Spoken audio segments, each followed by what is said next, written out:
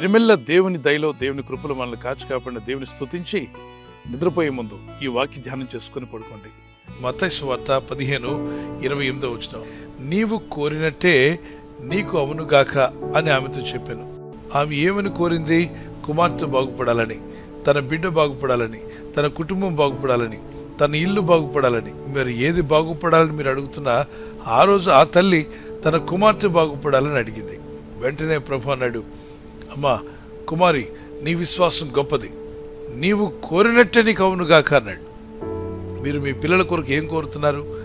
దీవించబడాలనా, వారు వర్ధిల్లాలనా, రక్షణలోకి రావాలనా, మరి వారు దేవుని జ్ఞానం పొందుకోవాలనా, జ్ఞాపశక్తి పొందుకోవాలనా, చదువుల్లో మంచిగా రాణించాలని ఏదో ఒకటి అనుకుంటున్నారుగా మీ పిల్లల గురించి.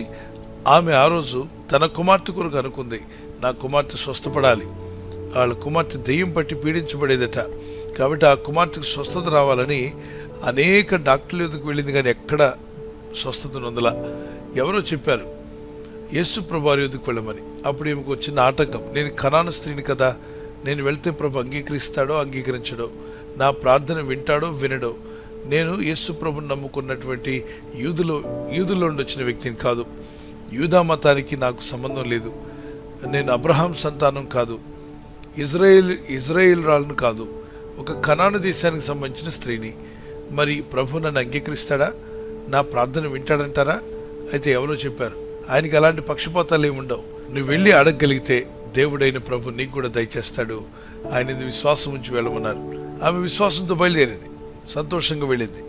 వెళ్ళి ప్రభు దగ్గర అడిగింది, ప్రభు నా కుమార్తెను బాగు చేయవని. ఈరోజు నేను చెప్తున్నాను పిల్లరా, నువ్వు ఎవరైనా కావచ్చు, నిన్ను దేవుడు ప్రేమిస్తాడు, నమ్ము, ఆయనకి అసాధ్యమైందంటే ఏది లేదు.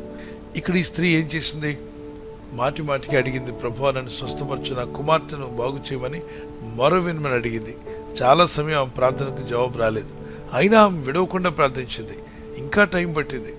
లాస్ట్కి శిష్యులు పేతురు, యోహాను, యాకోబులు విసిగిపోయారు. ప్రభువా, ఎందాక ఈ స్త్రీ మన వెంటొస్తూ నా మొర వినండి, నా విన్నపాన్ని వినమని అంటారు? ఆమె అలా మొరపెడుతూనే వస్తుంది. మేము విసిగిపోయాం. ఆమె ఏడ్పులు, ఆమె కేకలు, ఆమె ప్రార్థన వినలేకపోతున్నాం. నీకు వినపట్లేదు యేసయ్య? నీకు వినిపించట్లేదా? ఆమె ఇంతగా కేకలు వేస్తూ ఏడుస్తూ వస్తుంది కదా అన్నప్పుడు ప్రభు ఆమె విశ్వాసాన్ని పరీక్షించాడు. ఆమె విశ్వాసాన్ని పరీక్షించాడు.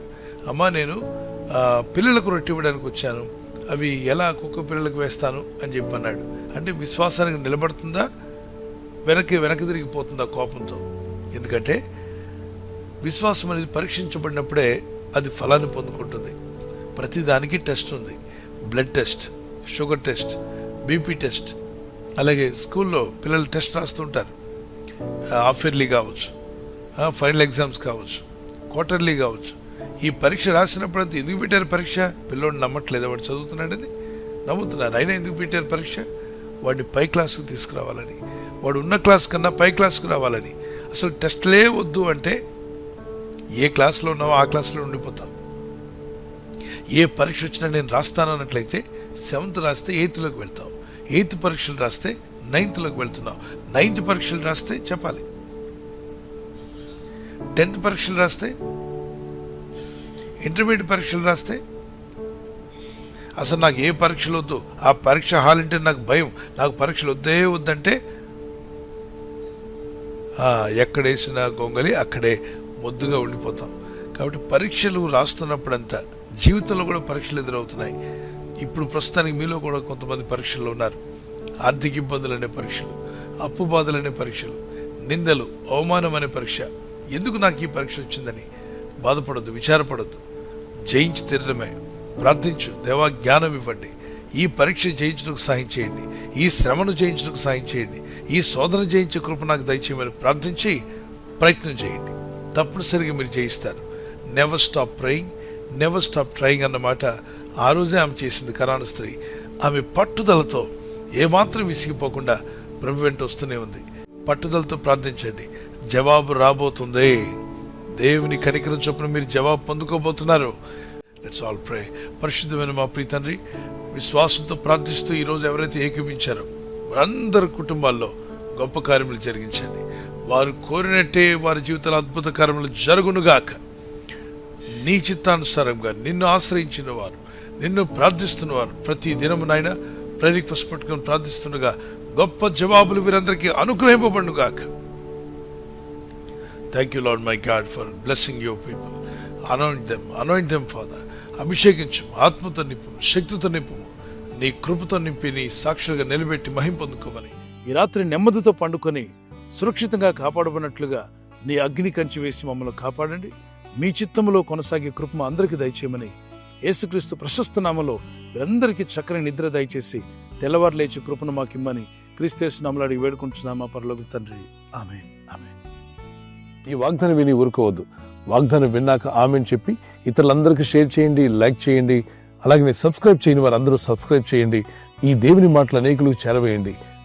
Good night. God bless you.